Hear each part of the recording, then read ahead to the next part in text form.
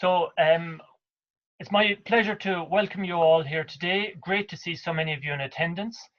My name is John Hurley and I'm the Chief Executive of Kilkenny Chamber of Commerce and also the Chair of the South East Region Chambers. So as you all know, Kilkenny Chamber of Commerce is a representative and supportive organisation for businesses in the city and county of Kilkenny. And it's never been easy to run a business successfully, and the additional challenges brought by COVID and everything with it makes things even more difficult. But also lurking on the horizon is Brexit, and it's becoming ever closer, and we really need to be ready for what it is and what it means for our individual businesses. So conscious of how busy you all are in your businesses, we've brought this event here with you to you today in conjunction with our partners PwC. So today's event is going to take the format of a panel discussion. So there'll be no slides or anything like that, but as I say, the recording of it will be available for you to browse through afterwards. So our topic, Brexit and the future, and what it means for businesses in the Southeast. I'm going to start now with a brief introduction of the companies and people that we have speaking with us today. First of all, PwC Ireland is the largest professional services firm in the country. They provide integrated audit, tax and advisory services to Irish and international businesses. And with offices in Dublin, Cork, Waterford, Wexford, Kilkenny, Limerick and Galway, they have the country well covered. And today we're joined by two of their finest to talk to us about Brexit and its impact on businesses in the Southeast. And another company we have represented here today is Connollys Redmills, which has been in business since 1908 and is quite literally the feed of champions. They're one of the most trusted global names within the areas of high performance horse feed, pet food and global agri products. Their brand is known and trusted from the UK and Ireland to continental Europe, the USA, Japan and elsewhere in the Far East. And with such a global footprint, they have definite views on Brexit and how they plan to manage its impact on their business. So from PwC, first of all, we have John O'Loughlin. He's a partner and is Customs and International Trade Director, specialising in customs economic procedures, export control and supply chain restructuring. And his specialities include providing customs and international trade advice to multinational companies in all industry areas. So you're very welcome, John. Roisin Purcell is Tax Director in PwC and has a special interest in transfer pricing, research and development tax credits and maximising capital allowances claims. She works closely with clients on revenue interventions, guiding them through the process and negotiating with revenue to achieve satisfactory outcomes. And Roisin is going to be our moderator today. She's going to run the panel discussion and ask all the questions. And our third speaker is Michael Collins. Michael, a chartered accountant, is the Chief Financial Officer at Connollys Redmills. And he joins us today to share how their company is planning to deal with the challenges of Brexit. So John, Roisin and Michael, you're all very welcome indeed. And now I'm going to hand over to Roisin, who will moderate our panel discussion. Over to you, Roisin. Thanks very much, John. Thanks everybody for listening in today in these bizarre circumstances. I think I'm going to start with a question for my colleague, John O'Loughlin. John, so much going on with Brexit. We all want to know. Yeah, it's just, I suppose, as long as the vendor special requirements are the same. Sorry, I think somebody needs to go on mute there, possibly, John. If you could mute all the attendees. I don't know, Olivia. I can. Sorry. Okay, I'll just keep going. So, John O'Loughlin, my question is really just if you could give us a brief update in terms of where we are now on the Brexit negotiations and the $100 million question, I suppose. Is there going to be a deal, or what type of a deal there is going to be? If you could give us an update on that to start off, please. Thanks, Roisin, and good afternoon to you all wherever in the country you may be today. I'm going to take 5 minutes, maybe just to give a quick overview of what we call the current state of play in terms of the negotiations and what's happening in both the UK and in Brussels. I suppose in simple terms, the negotiations aren't going well and haven't been going well for quite some time, with very fraught discussions and difficult discussions going on at present. The dialogue this year really started off slow. COVID certainly didn't help, where we saw a big break in negotiations in the springtime. It also didn't help that Michel Barnier, the EU chief negotiator, contracted COVID-19 And the negotiations in the manner in which they take place typically are face-to-face. You know, we all know ourselves, more progress is made face-to-face than on the phone or by email, etc. And it's only been in recent months where that face-to-face dialogue and negotiations has recommenced. The latest round and the final round of negotiations actually commenced today. The negotiations will continue until the end of the week, and we'll certainly look very closely to see what the mood music coming from the negotiations in London will be. As the negotiations commenced this week, the UK asked the EU to progress and speed up the negotiations. The UK wanted to enter into a process called the tunnel. And the tunnel is this kind of a bit like conclave when electing a new pope, where both parties get into agreement to iron out and finalise the last remaining details of an agreement.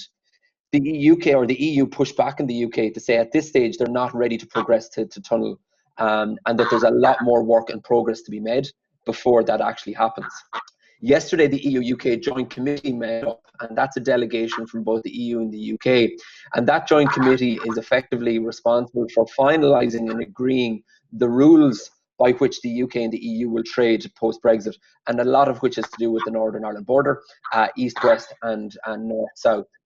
As it stands at the moment, the negotiations are not in a good position, but there does appear to be a view both on the EU and UK side that a deal can be reached, but there isn't huge optimism around that. There certainly remains three main stumbling blocks around the negotiations. Firstly around fishing and fishing rights. The second around governance and dispute resolution, i.e. which court will ultimately have arbitration over matters into the future, and the last area around the level playing field and the main area there being state aid. They're the main three difficulties that have been on the table for quite some time. The view in London and the view even in Dublin would be that compromise can possibly be reached on those three areas. And if compromise can be reached, and compromise being on both sides, the UK and the EU, we then enter a position where we potentially have a free trade agreement. We look out ahead over the next kind of few weeks and deadlines that are not necessarily locked in stone, but we need to be keeping a watching brief on. The first is this week and the withdrawal of the Internal Markets Bill, or the requirement by the EU to the UK of withdrawal of that bill, and I'll come to that in a moment. The second is the UK have said that they want negotiations wrapped up and concluded by the mid-October, whereas the EU have said that they're prepared to continue negotiations until the end of October. One thing we know is that the EU is not going to walk away from these negotiations, and certainly won't leave it to be said that they have walked away, with the UK pointing to the EU and blaming them for any inconclusive or any conclusion that's reached that doesn't end up in a positive outcome for both sides. That said, where do we end up in terms of the outcome? So the negotiation is ongoing, and there's stumbling blocks to be worked through. But where does that leave us in terms of scenarios? We would say that there's three possible scenarios and outcomes to be looked at over the next while. The first one is a deal. So a deal is reached, which will ultimately result in a free trade agreement between the EU and the UK. That's the most positive outcome that we can expect. It's different to what we have today in terms of trading terms with the UK, but it is the best of the possible outcomes. The second outcome is an amicable no-deal situation. An amicable suggests that there's an element of positivity on this, but it's only minor. An amicable no-deal means that the UK does walk away and the EU walk away from negotiations. The UK continues to trade on WTO terms into the future, but there is a consensus on both sides that they will revisit negotiations sometime in 2021 and continue the dialogue with a view to reaching a trade agreement sometime into the future. The third agreement, or the third outcome, is obviously the most negative, and it's a hostile no deal, where both sides leave the table, they take the football off the pitch, walk away from negotiations with probably soured relationships. And obviously that's the one that's least satisfying, but possibly at this stage, probably the most likely. And the way the negotiations are progressing at the moment, we would have to say that that is a potential outcome that has to be really considered by all parties. The Prime Minister in the UK is somebody that likes to be liked. And what that means, and it's a positive, is that he's a deal maker. He likes to make deals, he likes to negotiate, and he has track record. over the progress of negotiations with Brexit since he took up the stewardship of Prime Minister. He has negotiated the withdrawal agreement, and he's negotiated the Northern Ireland Protocol. That has to be seen as a positive. He won't want to leave negotiations with the UK looking back to him personally and to the UK to say that it was their fault, and he has an element of personal pride in terms of what he does. And we hope at some point both the Prime Minister and others can effectively get real to, I suppose, understanding what the impact this will have on their respective economies. In the past 2 weeks, we've seen a significant impact in the Brexit negotiations, and sometimes some may see a hostile act by the introduction of the Internal Markets Bill. And this has raised significant attention and gained significant attention. The UK or the EU have requested that the UK withdraw this bill by this week. That hasn't happened. It has progressed through the House of Commons without delay, and only with minor amendments. So it's passed all stages of the House, including through committee, and it's now in the House of Lords. It remains to be seen whether the House of Lords will push back and request the House of Commons to make amendments. This piece of legislation was necessary, right? So this wasn't a provocative act in itself. It was necessary because ultimately a lot of the powers that the UK will require to operate independently reside in Brussels. So this legislation effectively brings and I suppose encompasses the legislation into into the UK administrations. Also, then it gives the power within the UK to devolve various other powers to the administrations of Northern Ireland, Wales, Scotland, and obviously London. So it was a necessary requirement. The provocative nature of that Internal Markets Bill was effectively around Northern Ireland, state aid, recognition of standards, and then ultimately the movement of goods between Northern Ireland and the UK. What is the outcome of this? Well, certainly if the UK doesn't withdraw this bill, it certainly leads us more towards a hostile no-deal situation and does reopen the question of whether we'll have a border on the island of Ireland. I suspect both sides, both the EU and the UK, won't want that, and that's what we'll be looking to over the next while. So this is, I suppose, the state of play, 100 miles an hour at 100,000 feet. There's a lot going on. It's not positive. We certainly, I think by the end of today and even into tomorrow, the update that I've just given you will probably be out of date as we start to hear more information coming from Brussels. So the message I would say around the negotiations, it continues to be a watching brief. Okay, thanks, John. So there's still a lot of uncertainty, unfortunately, which is not what we want to hear, but that's just where we are. In terms of between now and the 31st of December, so are there any key dates that we need to be looking out for in terms of how this is going to progress over the next while? I suppose we in terms of progression, we have to wait. It is a watching brief, and there is a timetable by which the governments are working towards. There is a summit at the end of the month, which is obviously in the next few days, and a summit then in mid-October. We'd watch those dates to see what the outcome or what the reaction by the EU is. The EU is the stronger negotiating party in this, and sometimes the UK forget that. But we will wait and see to how the negotiations progress this week. And I always look to Michel Barnier for his reaction, because I think it's often a balanced reaction to the progress of negotiations. But between now and the end of the year, certainly I would be encouraging companies to plan for a no trade deal outcome and a potential hostile Brexit. Okay, and just to bring John Hurley into the discussion, John. I mean, there's obviously a lot there. There's a lot of noise about Brexit, but for you and for your members, what's the biggest issue that's concerning you and on behalf of your members at the moment?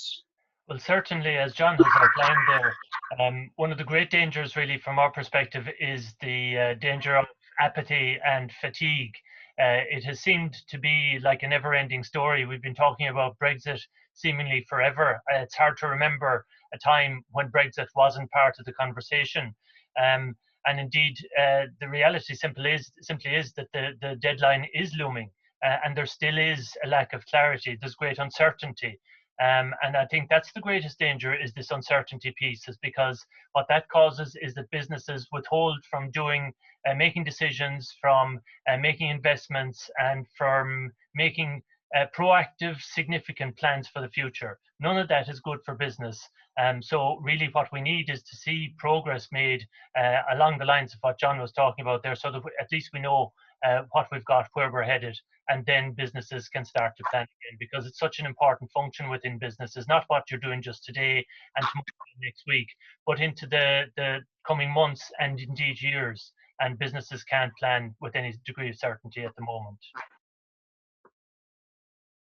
Okay, yeah, absolutely. John O'Loughlin, you said there's 3 scenarios that you envisage for Brexit, but I think the key point is that no matter, in all 3 scenarios, there's going to be borders and there's going to be compliance. What are the issues that you think that that are going to be there, whatever the deal is? Yeah, I think that's a very important point, and we often get the question, oh, we can't plan for Brexit, we don't have all the information. Well, the one piece of absolute certainty I can give the audience today is that there's going to be a customs border, a requirement for customs control, a requirement to register as an importer and an exporter, a requirement for a customs broker, a requirement to share your classification codes. That's an inevitability, and the associated delays that will cause. So if there's one certainty that people can take away from today's call, that's it. The free trade agreement is only going to eliminate tariffs. Now, that's really important, and obviously tariffs and additional cost is not good for business, but the compliance associated with moving goods cross-border, and whether you're an importer or an exporter, is going to be there no matter what. There's no reversing out of that. There's no change. That has not been negotiated. So, if I look at what Irish Revenue are doing in terms of their outreach, how I'm talking to my clients, it's all about day one readiness, ensuring that your goods can cross an international border, whether they're raw materials or finished goods, on the 1st of January. That's absolutely critical. So from those 3 scenarios, in all 3 scenarios, you end up with customs administration and the risk of delays as a result of that administration. Okay, and that's a key message I think from us today, is that you need to plan whatever happens. You need to start planning. And I think a lot of companies are probably fearful that maybe they haven't done enough. In terms of your clients, I mean, you're obviously advising all our PwC clients on this area, and I think we probably all think the big PLCs have their Brexit task forces set up and they've been doing stuff for months. But we have SME companies and we have much smaller companies who the UK market is still very important, but they haven't had the time or the resources to establish a big Brexit task force. Can you give us a little bit of insight in terms of what you see as companies have been doing already in terms of their Brexit preparations? Yeah, it's mixed. This is on my table for 4 years, where we did pre-Brexit discussions with companies and pre-Brexit planning. There weren't many that did any pre-Brexit planning, because obviously nobody thought this was going to happen. But since then, companies are at various different levels of readiness. The multinationals as a whole generally have a customs function, so there's an equivalent of a John O'Loughlin holding a role in many US multinational companies in Ireland, and they've been well prepared for quite some time, because the knowledge is embedded within the business.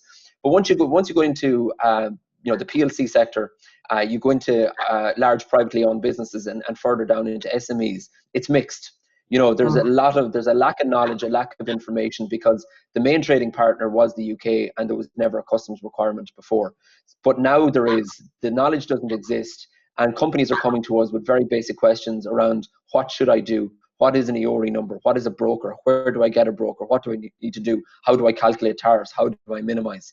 And then you're looking at, contracts, what your contracts say in terms of your role and responsibilities versus your supplier and your customer. So you could have a situation where you have a company in the southeast selling into the UK, and not only are they responsible now, are required to register with Irish Revenue on export, but they'll be required to register with HMRC on import, because they're delivering on what we call a delivery duty paid basis.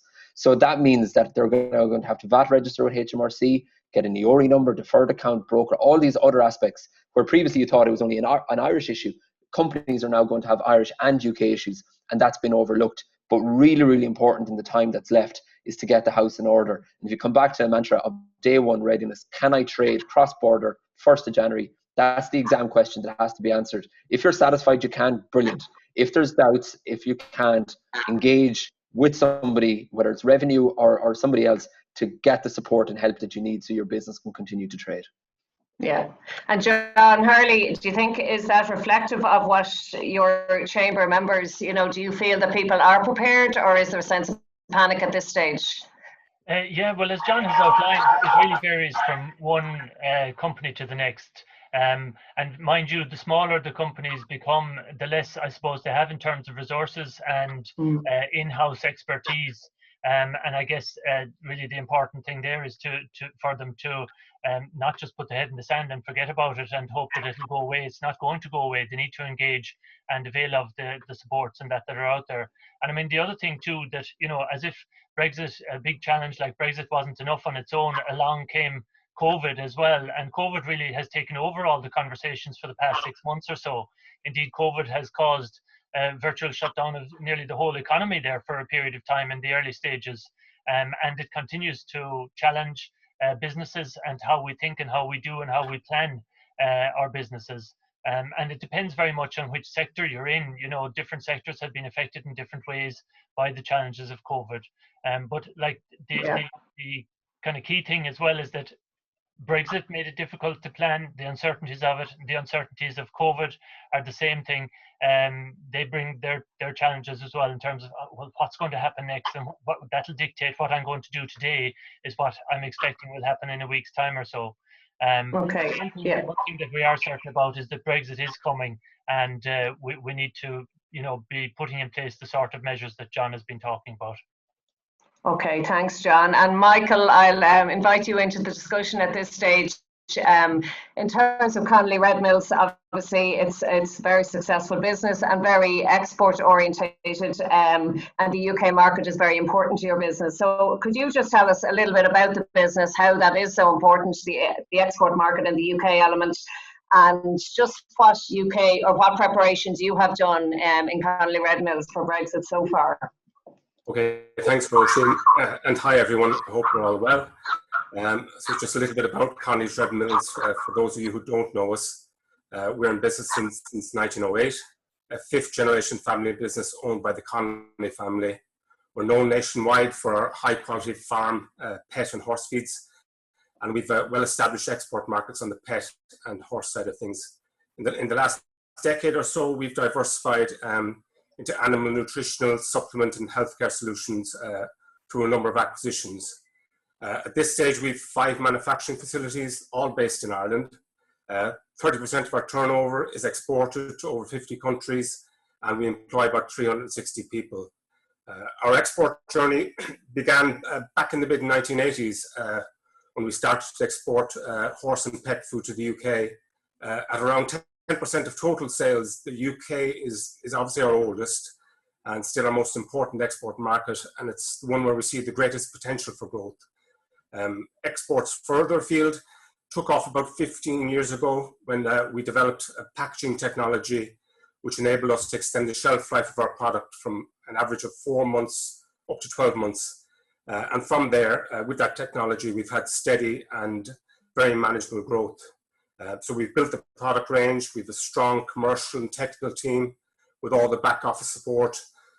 We've made plenty of mistakes along the way, but overall, the export business has been a success, an exciting journey so far, and we think we're only getting going. On the Brexit side of things, as was coming up to Brexit and our preparations, I'm not going to sit here today and tell you all that we're fully prepared for Brexit. What I would say is that we have a good understanding of what the implications for our business will be, regardless of what type of Brexit we get. And I'll come on to that. State the obvious from our point of view, we wish Brexit wasn't happening, and we're very concerned about the future.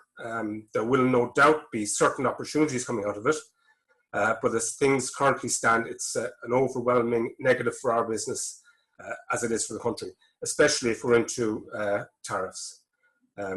Just to say also, and I know this webinar is very much geared around exports, but a large portion of our domestic sales are into the dairy and beef sector, both of which will have major challenges if we're into WTO tariffs. But in terms of what preparation we've done as a company, we had a bunch of work done up to the middle of last year. Like the rest of the country, we breathed a sigh of relief when Boris and Leo went for that walk around the garden, and the Northern Ireland Protocol and the withdrawal agreement were finalised very soon after that. For us, that took the dreaded cliff edge off the table at the time. So it was only about 6 weeks ago that we dusted off the Brexit files to start looking at it all again. And not unlike a lot of people have dialed in today, we've spent a huge amount of time with COVID-19 in the last few months. First and foremost, trying to keep our people safe and trying to keep all the wheels turning. So the question I'm often asked internally and externally today, are we prepared for Brexit? And I said that really depends on what type of Brexit we get. If we have a free trade agreement negotiated before the end of the year, I think we should be reasonably okay. We have a system in place for producing SADs for export and for importing to the UK before the product leaves our production sites. So as I understand it, we can give both documents to our hauliers and they're cleared through customs both ends. And we're using a system called Time IT that we bought last year to cope with that sort of infrastructure. That's Time IT, that's time as in the herb, if anyone wants to look it up. But they seem to have a very good system in place. We've all the necessary approvals in place with Irish and UK revenue, UK YORI numbers, deferred accounts, and the port badge for import into the UK. As a business, we are lucky in certain respects. We have an existing admin team that are already very experienced in exporting to third countries. So a little more training and fine tuning in the next few months, they should be able to cope with the additional workload.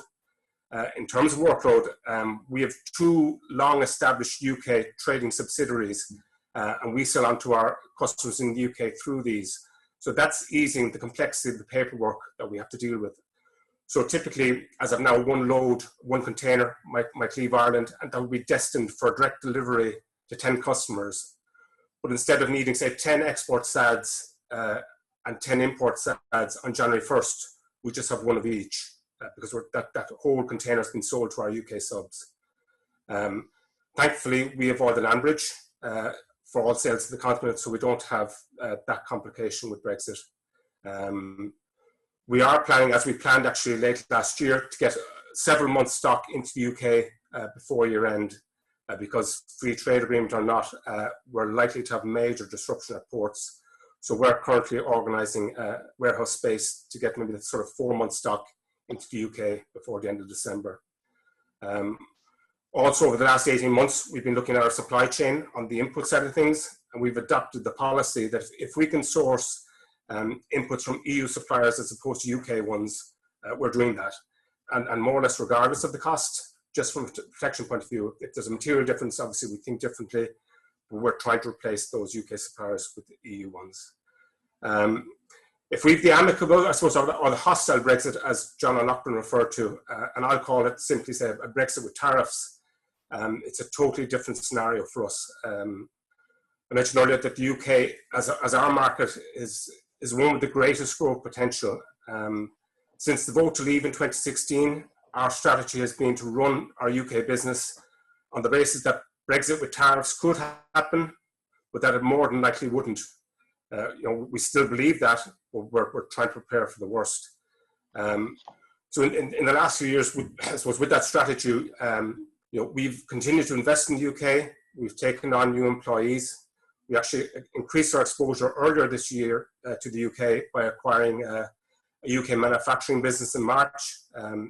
This was a manufacturing business being carved out of a larger UK production facility. So we moved all this production back to our facility in Purcell's in Kilkenny, which had excess capacity. But still 50% of that business that we bought, those sales are going back into the UK. So in preparing for that Brexit with tariffs, we've assessed the level of tariffs that will apply on sales back into the UK. And I suppose the bad news coming out of that study is that with tariffs, our UK business have been a significant contributor to our bottom line over the years, will literally become loss-making overnight. So at a very high level, and without wanting to bore you with the details, the tariffs on horse feeds range from 23 euros a tonne to 102 euros a tonne, depending on the starch levels in the feed. And this can't be sustained for us at existing prices. So if we have such a Brexit, we'll have to move to get UK manufacturing in place. this would cost millions and will take time, and will also have a negative knock-on effect on our production here in Goresbridge in terms of plant efficiencies. So we've done some work to look at potential UK targets. You know, it's a small world, we know the industry quite well. But in our view, you can't engage seriously until you absolutely need to. And as a business, we have bank debt. We're not, unfortunately, sitting on cash piles. But what we have done is we've built in headroom into our existing bank facilities to enable us to move relatively fast if we need to early next year.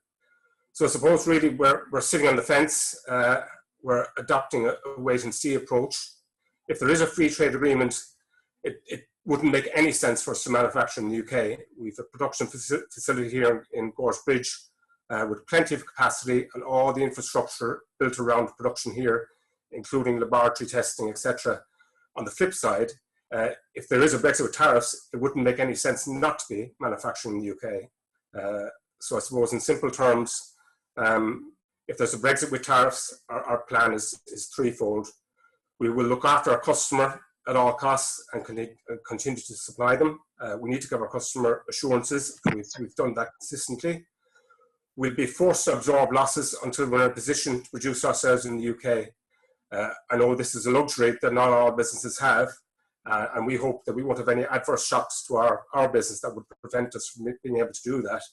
But we will absorb losses until we're up and running production-wise in the UK. And I suppose that the third element of our plan is, if we have a Brexit tariffs, we'll get moving on UK production plans ASAP. So it's not a very elaborate plan, but it's the reality, and that's where we're currently at Roisin in terms of our thinking and preparation. Okay, thanks, Michael. That's great. Thank you so much for sharing all that. It's great to hear some kind of practical things that a company like yours has done.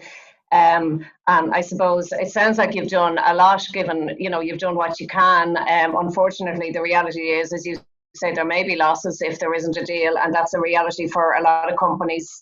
And I suppose in that context, there are supports that are out there. There are Brexit loan schemes and grants and stuff. I don't know, John Hurley, have you seen much in terms of people taking up these types of government supports, or are people asking questions on that in terms of the members of the different South East chambers?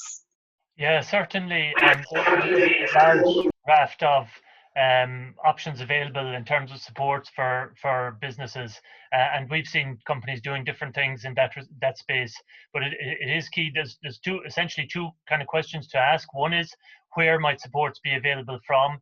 And there's a wide range of different organisations providing supports depending on what type of business you have. So you have your local enterprise office, the Enterprise Ireland, and then, you know, specialist areas like Board BIA, Fault Ireland, Intertrade Ireland, they're all providing different levels of support. And similarly as well, like the Health and Safety Authority, there's significant implications for people in that space. So they have supports, and the Irish National Accreditation Board and the National Standards Authority of Ireland, they all have a lot of information, a lot of guidance to give you in your business. So there's some of the places where you can get supports from. And the types of supports then can be anything from grants. So you've like the Be Prepared grant, you've customs grants, you've got funds then like the Market Discovery Fund, and voucher schemes like Brexit planning vouchers, the trading online vouchers, and then finally you have actual preferential rated loans, Brexit loans, future growth loans, there's loans from microfinance, and others. So there's a lot out there in terms of supports, but the key thing is, and the key message I guess for businesses, is to do something along the lines of what Michael Collins has just outlined. I mean, John O'Loughlin already outlined the things that need to be done in terms of getting your documentation and your agents and things in place. Michael outlined then how that actually works in their business, and that's really interesting. And everybody out there needs to do something similar. Consider what their business is about and how it's being implicated and affected by Brexit coming down the tracks.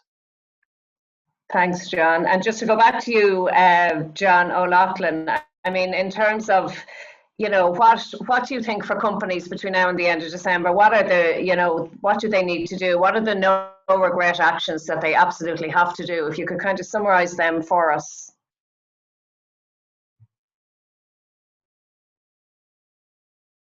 I don't know if you're on mute, John. My apologies, I am indeed, thanks, Roisin.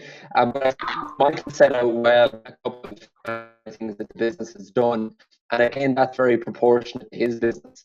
One thing I'd always say is that there is a company in the country that isn't unaffected by Brexit in some way, but the impact will vary depending on the type of industry they're in, their exposure to the UK, and I suppose the leverage that they potentially have within their business. So the one thing I would say is be proportionate in the bigger scheme of things around manufacturing plans, supplier plans, etc. Michael's view very clear for his business, but it may not be the same for others. In terms of kind of no regret actions, obviously there isn't a huge amount of time left. The one thing that I would say is understand your exposure to the UK, and particularly contractually in terms of buying and selling goods. What is your exposure? What are you bound and contractually obliged to do in terms of roles and responsibilities for import and export?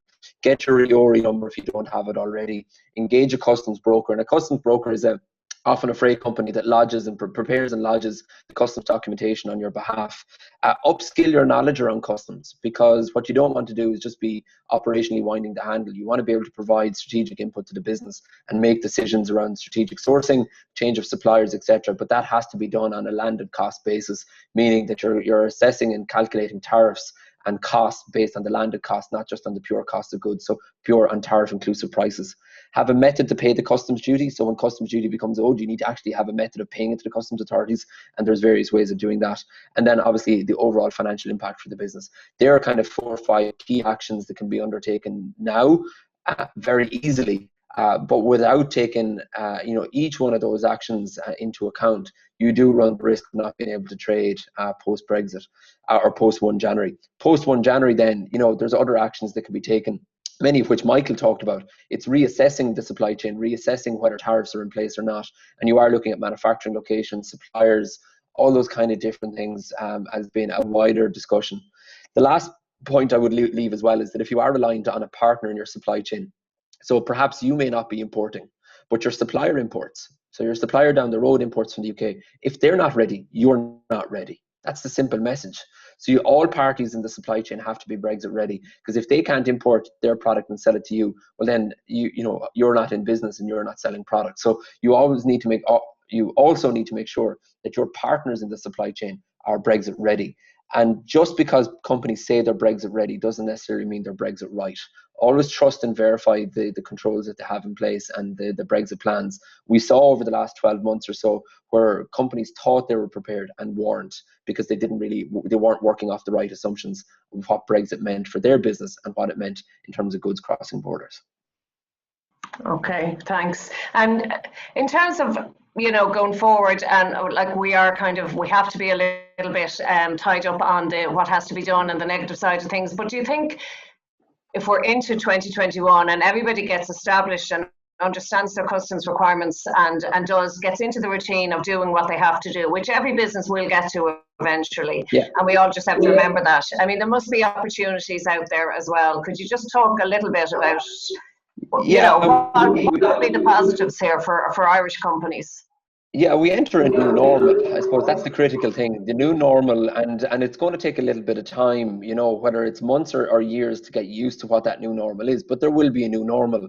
The one thing that we'd say in 2021 would be, expect delays at ports. They're inevitable, but that will normalize over a period of time, and you get used to the way of trading. In terms of opportunities, absolutely there's opportunities in terms of looking at Ireland and the EU in terms of being a strategic player. We are an English-speaking nation. We're the closest trading partner to the UK. They are our biggest trading partner. They're used to doing business with us. They'll continue to be used to doing business with us. The fact that there is tariffs applying elsewhere in Europe, but when you're dealing with a trading partner that you're used to dealing with, that speaks English, it is going to be advantageous going forward. The bigger picture in terms of investment into Ireland, the UK is no longer going to be part of the EU. It's no longer part of the customs union and single market. As companies look to invest into the European region, certainly I think the UK is going to be at somewhat of a disadvantage, potentially in the short term. That might change in the long term as they define their own fiscal policy and tax strategy. But in the short term, I think Ireland again plays a strong has a strong advantage in the sense that, again, part of the Eurozone, English speaking, it is close to the UK in terms of the market. They're all positives for FDI, and certainly something that I suspect the IDA and others will be promoting heavily over the next while. It's not all doom and gloom. Certainly, the impacts for some companies are bigger than others. Unfortunately, there will be casualties. That's an inevitability. But there are positives, and companies need to look at themselves to see where they're going to get the strategic advantage, and to play to their strengths where they can, and try and seek out that advantage. Yeah, and I presume there's probably English, British companies that, like Michael was saying about Connollys potentially starting manufacturing in the UK, that may be considering starting to manufacture in Ireland, or is that on an agenda somewhere? It is, and we saw it probably not more on the manufacturing side, again, because you are kind of nearly one step removed from the continent. So again, depends on the product, depends on the supply chain. The one thing we did see the advantage of is financial services, where certainly Ireland has got its fair share of financial services investment into Ireland.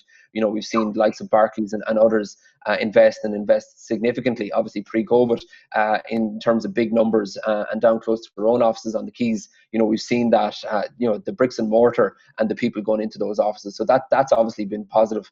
In terms of manufacturing, certainly we've seen companies decide to either expand manufacturing, but they've done that on both sides. They've done it in Ireland, but they've also done it in the UK as well, where Irish companies, the same way as Michael has outlined, have seen the need to have a footprint, and a local footprint in the UK to supply that domestic market. Now, you can look at it, wear an Ireland Inc. jersey, or you can wear an Ireland Inc. in terms of a group perspective. That's positive for a group. It's a group expanding. It's expanding their footprint, and it's making sure that it's sustaining jobs and keeping the business moving. So every company looks at things slightly differently, and every company will see their opportunities in very different ways. What I would say is look for that opportunity, because it is there, and it is there in a lot of cases. It's not all bad news stories, and I think Michael has given us a good representation of how it's worked, and how there's a plan in place for his organisation. Yeah, and Michael, it sounds like, or do you think that Brexit is going to have a lasting impact on your business, or how big an impact will it have into the longer term future?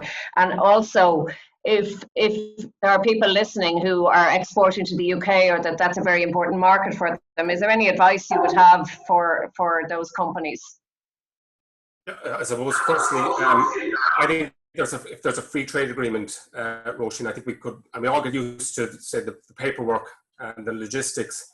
We'll all be looking back in a few years' time saying, what was it all about? Obviously, in terms of a lasting effect on our business, if there's a Brexit with tariffs, it's a game changer. It will change the strategic direction of our company. All our structures will need to change. So it's totally different from the free trade agreement. In terms of dealing with the UK going forward, whether you're there already or thinking of going in, I suppose I'd reiterate what John O'Loughlin has said. You need to be wary of signing contracts and committing to pricing in 2021 without having potential tariff situation covered off. I would say, don't let the threat of Brexit stop you from entering the UK. You obviously need to be very careful in the next few months. But it is our nearest market with a population of 67 million. And even with tariffs, there will be major opportunities. Obviously, if you're going in now, I think you need to get a detailed understanding of what tariffs mean for your bottom line. And maybe, in looking at you have the scope to increase your prices vis-a-vis your competitors. I know we've looked at it. In our case, we don't feel we have the scope to increase prices, but that is always an option to keep your margin intact. You should obviously be talking to your finance providers if you need to absorb losses for a short period of time. And again, sort of engage with customs agents now. We're lucky that we have, I suppose, the team on site here to be able to cope with it. But also, get your systems in place for your SAD documents if you can't use customs agents. Specifically exporting to the UK, I don't think people should be afraid of it. They should be embracing the UK market, English speaking and massive population. Yeah, thanks. It's just too big to ignore, and I hopefully this is a hump that we'll all get over and as you say, move on. John, I'm just wondering, one of the questions that came in was about customs agents, and I understand there's a shortage of customs agents at the moment, but do you think What's the tendency? Are companies trying to upskill their own people, or are they relying on getting external customs agents in? I suppose the way the way the trade works in Ireland, the customs agent is the preferred method to lodge declarations. Michael mentioned that they do their declarations in-house. There's only a small number of companies that do that. Certainly, with more time, with more planning, that's a route to take. But in the short term, if anybody needs to get customs documentations prepared and lodged, it has to be done by a broker. In my view, that's the path of least resistance to do. Now, the important thing about a customs broker is that they're acting on behalf of the importer. So they're not an importer themselves. All they're doing is providing a service in terms of preparing the documentation and to get it lodged. So it's incumbent on the importer or exporter to provide the relevant information to go into that, go into those sad documents. But if something goes wrong, it is not, from a customs perspective, it is not the agent's fault. So you have to make sure your contract is tight and clearly defines roles and responsibilities. But in the case of an audit by Irish Revenue or HMRC, it's the importer, i.e. the companies on this call, that will ultimately be audited. So getting the information right to the broker and understanding their roles and responsibilities is absolutely key. But they're a key stakeholder in the supply chain in terms of goods moving. Without them, your goods are going to be stuck in the port. Okay, thanks. And I just see a question in relation to Skillnets, but I know Kilkenny Skillnets are offering courses to help people upskill in the area of customs. I presume all the Skillnets all across the country are doing that, and you've probably seen some companies take them up on that. Yeah, absolutely. And again, I would suggest, at all levels of the business, and customs and trade is not just for one person. It covers supply chain, logistics, finance, tax, and the management team, all of which need to have a kind of a basic level of understanding. So certainly going out there to get a basic level of knowledge is a great starting point, because at least from there, you know what you have to do. I think many companies are operating a little bit blind. They think they have everything done or don't know where to start, and that's often sometimes the hardest part, where to start.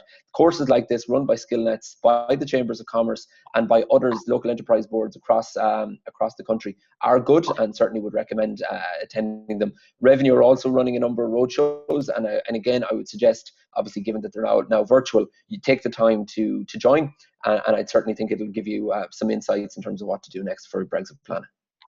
Yeah, that's great. Thanks, John. So to kind of, we're kind of nearing our time now. To wrap up, John, what are the key takeaways that we take from today? Obviously, it's start preparing if you haven't, but what are your main pieces of advice for companies? Yeah, I think it's I suppose three main things. It's a watching brief over the next few weeks, right? We just don't know what way this is going to land. We have to work on the basis that a worst case scenario is more likely than not. We are planning, and plan for that. We're hoping for the best, but you have to plan for the worst. And I think that's the more prudent planning assumption just at the moment. I'm not trying to be alarmist. I'm just trying to be realistic in terms of where things are at. And I think planning accordingly is the right thing to do. And the last thing, and it's one of the first things I mentioned at the start of the call, there are certainties. Just remember, a border, customs controls and customs compliance are an inevitability in any circumstance or any scenario that I've mentioned. So planning for that is really, really important. And there's the three kind of parting remarks I'd certainly leave at the end of today's call. Okay, thanks. That's great, John. Thank you. I think that's probably it in terms of the questions and the topics that we wanted to cover. I just want to say, I know John is going to wrap up, but I do want to really thank Michael for talking today. I know we're all Zoom weary, we're COVID weary, and we're Brexit weary, but I suppose we just have to be resilient and keep going. And I think all the businesses, we will get through this. And as you said, John, it'll become a new norm, and that's just it. It just might be a difficult few months ahead in terms of, working out how it'll all work in practice. I'll go back to John Hurley, so to do a formal wrap up. Thanks. Thank you very much, Roisin. Excellent job of moderating there. Some wonderful questions, loads of information. I'm only glad that we have recorded this session. I certainly will be re-listening to it myself, and that's available from the Chamber website for everybody on the call as well. So thank you very much again to all our speakers for their participation today. Thanks to PwC for partnering with the Chamber in bringing this event to everybody today. And thank you, the attendees, for taking part, for taking the time out to come and listen to what we've said. We hope you found it useful and informative. And this is something that the Chamber regularly does, events like this. And our next one is this coming Thursday at 6 p.m. when we have our Chamber Chat. And our guest speaker is Tim Butler, Director of Services with Kilkenny County Council. And he's going to outline some of the many projects and initiatives that have been happening in Kilkenny over the recent months, and indeed what's coming up soon as well. So that's very useful to know what's happening around us. So do keep an eye on our newsletter, our website and social media messages, and stay in touch. So thank you again very much for joining us today, and we wish you continued successes in your business. So take care and thanks for coming. Bye.